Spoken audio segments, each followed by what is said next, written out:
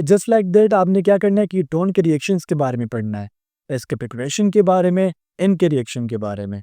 अगर हम इसकी ऑक्सीडेशन रिडक्शन करते हैं कीटोन की, तो इससे क्या-क्या चीज़ें प्रोड्यूस हो सकती है। अस्सलाम वालेकुम, hope so all of you will be doing great. Students, आज की वीडियो आप लोगों के लिए बहुत ज़्यादा इम्पोर्टेंट होने वाली है।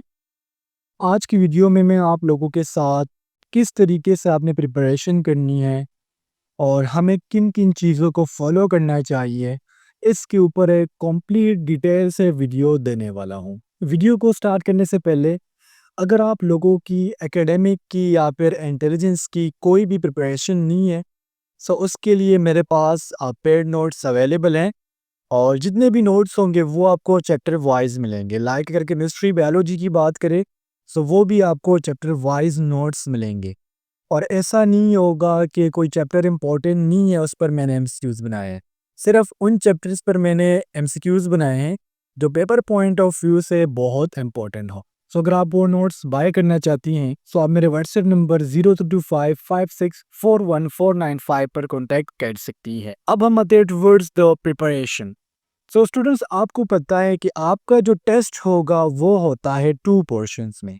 एक होता है इंटेलिजेंस पोर्शन और एक होता है एकेडमिक पोर्शन। इंटेलिजेंस पोर्शन में आपके मजीद 2 पोर्शंस होंगे, verbal intelligence test and non verbal intelligence test. अगर हम वर्बल इंटेलिजेंस टेस्ट की बात करें, सो यहाँ पर ये जो पॉइंट्स मैंने लिखे हुए हैं, अगर आप इन पॉइंट्स को फॉलो करती है, सो बिलीव इन मी, मुझे नहीं लगता कि आपका जो इंटेलिजेंस का पोर्शन है वो फेल हो सकता है। आपका कोई चांस ही नहीं बनता। इंशाल्लाह जब आप इन पॉइंट्स को फॉलो करेंगी तो आपका 99% चांस बढ़ जाएगा एफएनएस इंटेलिजेंस पोर्शन को क्लियर करने का। सबसे पहले अगर आप फर्स्ट पॉइंट को देखो, अगर आपको कोई भी मैथ्स का सीरीज दिया जाए, so first of all identify करें सीरीज को कि सीरीज में क्या हो रहा है। इस सीरीज में एडिशन हो रही है, मल्टीप्लिकेशन हो रही है, डिवीजन हो रही है, फिर सब्ट्रैक्शन हो रही है। बाज़ बच्चे जब टेस्ट में बैठ जाते तो पजल हो जाते हैं कि इस सीरीज में हो क्या रहा है। सो अगर आप इस सीरीज पर फोकस करो, देखिए हम स्मॉल नंबर से बड़े नंबर की तरफ जा रहे हैं। इट्स मीन यहाँ पर हमने या तो एडिशन करनी है या फिर मल्टीप्लिकेशन करनी है।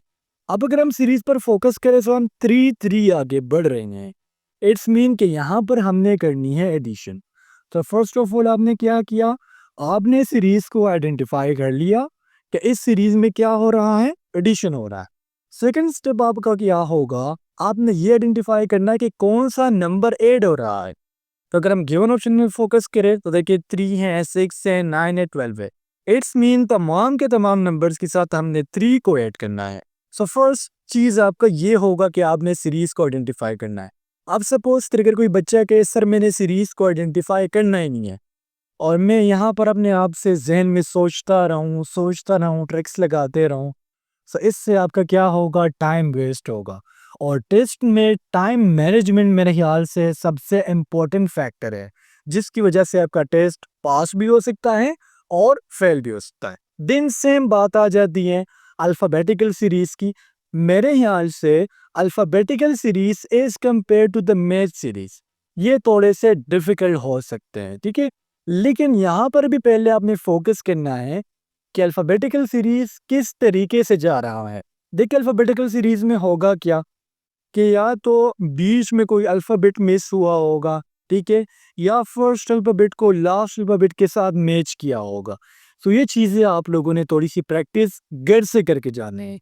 अब मैं यहाँ पर एक चीज़ और बता दूँ, चाहे जीडी पायलट हो, चाहे एयर फिनिश हो, चाहे नेवी हो, तमाम का जो इंटेलिजेंस टेस्ट होता है, वो मैच करता है, वो एक जैसा होता है। एमसीक्यूज़ डिफरेंट हो सकते हैं, लेकिन तरीका सेम होता है। अब यहाँ पर इस सीरीज़ को देखें, पहला लेटर आपका क्या था, ए, लास्ट लेटर क्या है, जेड, क्या लिखा गया, ए जेड। सीरीज का हमें पता लग गया कि फर्स्ट और लास्ट को मैच किया जा रहा है। सेकंड लेटर हमारे असेंडिंग साइड से होता है बी, तो डिसेंडिंग साइड से हो गया वाई। तो बी के साइड से नहीं, A B C, C third letter होगा, लास्ट से थर्ड लेटर कौन सा है, वो है एक्स। तो आपका आंसर क्या हो जाएगा, सी। सो इस तरह आपने आइडेंटिफिकेशन करनी हो।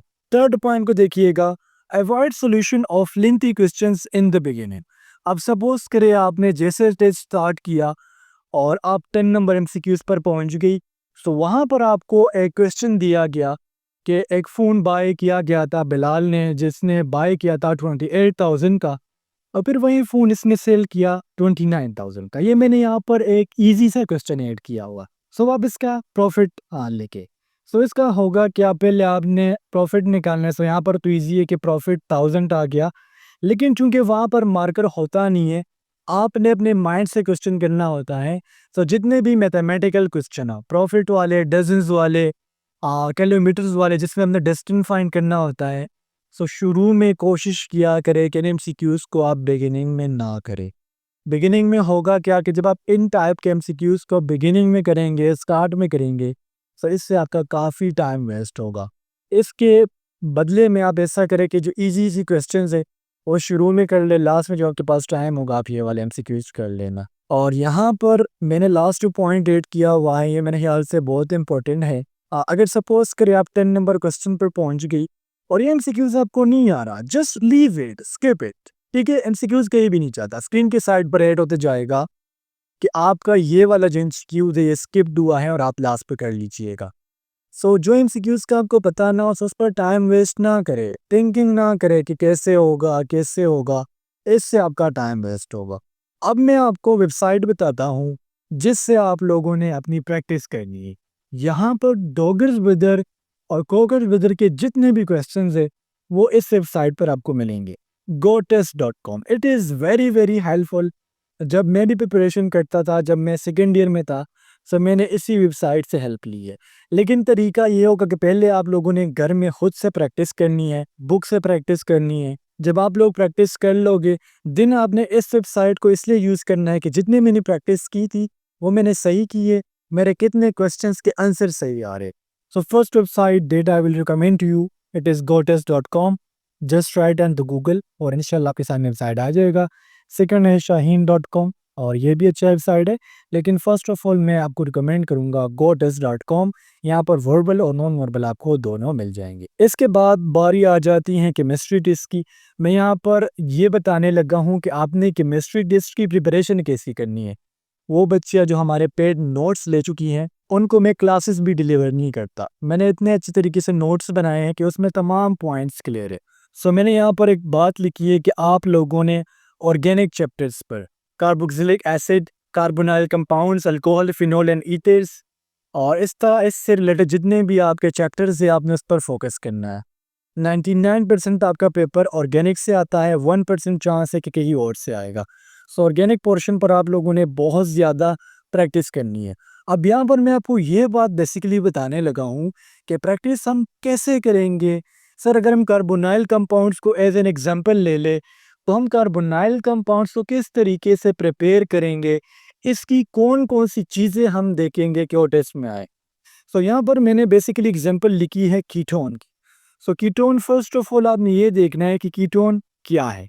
कीटोन आपको पता है ऑर्गेनिक कंपाउंड है।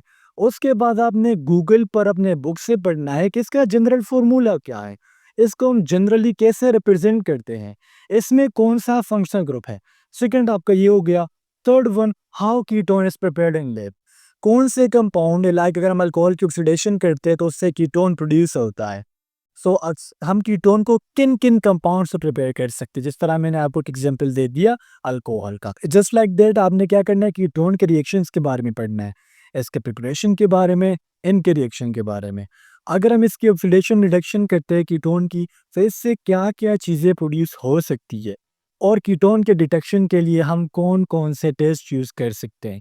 तो जितने भी आपके ऑर्गेनिक चैप्टर्स है, जिस तरह आप इसका स्क्रीनशॉट ले सकती है, इस तरीके से आपने क्या करना है, तमाम के तमाम अपने ऑर्गेनिक चैप्टर्स प्रिपेयर करने हैं। और यहाँ पर मैंने ऐड किया भी हुआ है कि बेस्ट सोर्स क्या है, वो आपके एफएससी के बुक से, सो आप वहाँ से प्रिपरेशन कर सकती है। अच्छा, इंग्लिश टेस्ट की अगर हम बात करें, so English is quite simple, quite easy.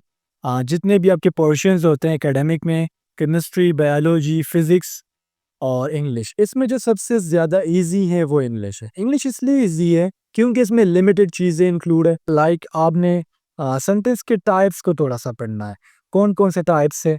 Like आपका सिंपल सेंटेंस है, कंपाउंड है, कॉम्प्लेक्स है। आपने इसके सेंटेंसेस गूगल से पढ़ लेने हैं कि सिंपल सेंटेंस क्या होता है, कॉम्प्लेक्स क्या होता है, कंपाउंड क्या होता है और कॉम्प्लेक्स कंपाउंड क्या होता है, इसके एग्जाम्पल पढ़ने हैं बेसिकली। सो वहाँ से इंशाल्लाह आपके एमसीक्यूज आएंगे और मेनली फोकस कीजिएगा पार्ट्स ऑफ स्पीच के ऊपर, स्पेसिफिकली आपके आर्टिकल्स और प्रीपोजिशन के ऊपर। आर्टिकल्स के देखिए 3 टाइप्स हैं, ठीक है, जो मैं बार बार बताता हूँ।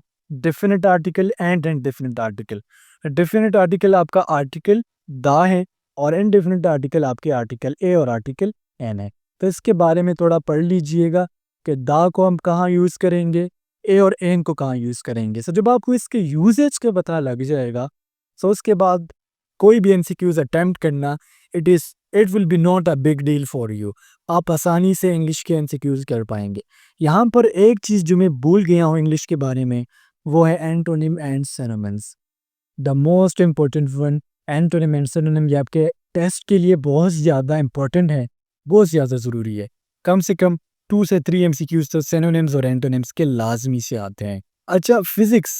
अब अगर कोई बच्चा कहे कि सर मेरी 0% प्रिपरेशन है फिजिक्स के बारे में, फिजिक्स तो मुझे आता ही नहीं है सर, न्यूमेरिकल कैसे करूँगी और सर क्या करूँगी, कैसे करूँगी। सो स्टूडेंट्स, मैं आपको यहाँ पर एक चीज़ बता दूँ, आप फिजिक्स के बारे में कुछ भी ना पढ़ो, डिटेल्स में ना पढ़ो, लेकिन ये कोशिश कर लिया करें कि जितने भी आपके एक्सरसाइज के क्वेश्चंस होते हैं, देखिए पहले चैप्टर होता है, चैप्टर के एंड पर आपको मिलती है exercise.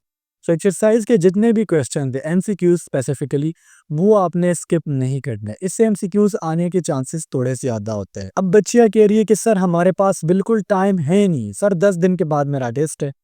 So the most important one, आप लोगों ने अपने यूनिट्स के बारे में पढ़ना है कि बेस यूनिट्स क्या हैं, डिराइव्ड यूनिट्स क्या हैं। बेस यूनिट्स आपको पता है 7 है, सो इन 7 यूनिट्स को मेमोराइज कर ले। बायस आपके जो है वो डिराइव्ड यूनिट्स है, उनको याद कर ले।